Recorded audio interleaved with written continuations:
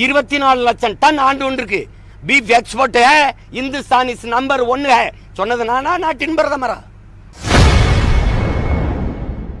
மாட்டுக்கறி ஏற்றுமதியில் இந்தியா முதலிடத்தில் உள்ளதாகவும், ஆனால் மாட்டுக்கறி தின்றால் கொல்வதாகவும் நாம் தமிழர் கட்சி ஒருங்கிணைப்பாளர் சீமான் கொந்தளித்துள்ளார். யாரு முதல்ல சொல்லு?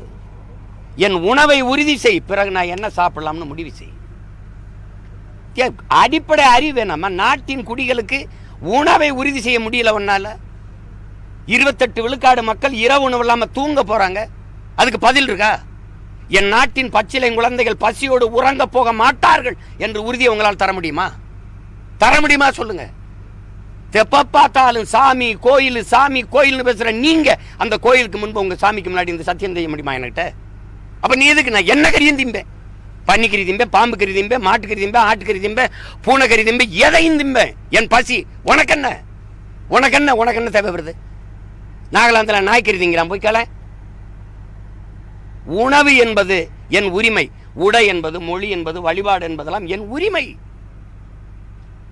அதுக்கு தான் நான் போராடி சுதந்திரம் பெற்றிருக்கேன். நீ அதை திங்காத, இதை திங்காத, வேற நீ வெள்ளை பூண்டு திங்க மாட்ட, நீ வெங்காயம் திங்க மாட்ட. நான் அதான் கேட்குறேன்னா வெங்காய விலை ஏன் ஏறிடுச்சுன்னா நிதி அமைச்சர் சொல்றாங்க நான் வெங்காயம் திங்கிறதில்ல, அதை பத்தி எனக்கு கவலை இல்லை. மாட்டுக்கறி கூட தான் நீங்க திங்கிறது இல்லை, அதை பத்தி ஏன் கவலைப்படுறீங்க? ஏன் கவலைப்படுறீங்க? மாடு புனிதம் தானே, நான் திங்க கூடாது நானே. நீ சரியான ஆண் மக்களா இருந்தா நீங்க என்னோட வாதிடுங்க. எதற்காக நீ மாட்டுக்கறி ஏற்றுமதி செய்யற?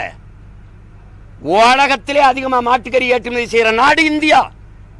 24 லட்சம் டன் ஆண்டு ஒன்றுக்கு beef export Hindustan is number 1 சொன்னது நானா, நாட்டின் பிரதமரா? ஊரானுக்கு ஊட்டி விடுவா, உள்ளவன் தின்னா கொண்டு புரிவில. இதான் உங்க தர்மமா? தர்மமா இது? கர்மமா? அது என்ன கொடுமை இது? எதுக்கு நீ எக்ஸ்போர்ட் பண்ற? நீ நான் கேட்கறதுக்கு பதில் சொல்லு. நீ மாட்டுக்கறியை விற்கிற நாடுகள், ஏற்றுமதி செய்யற நாடுகள் என்ன நாடு? அது அவ்வளவு இஸ்லாமிய கிறிஸ்தவ நாடு.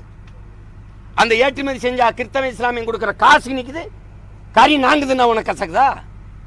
சொந்த நாட்டு மக்களின் உணவை உறுதி செய்ய நீ முதல்ல. எவ்வளவு நாளைக்கு இந்த வேலையை செய்வீங்க? இது ஒரு கேடுகட்ட கேவலம். இதெல்லாம் ஒரு அரசியல்.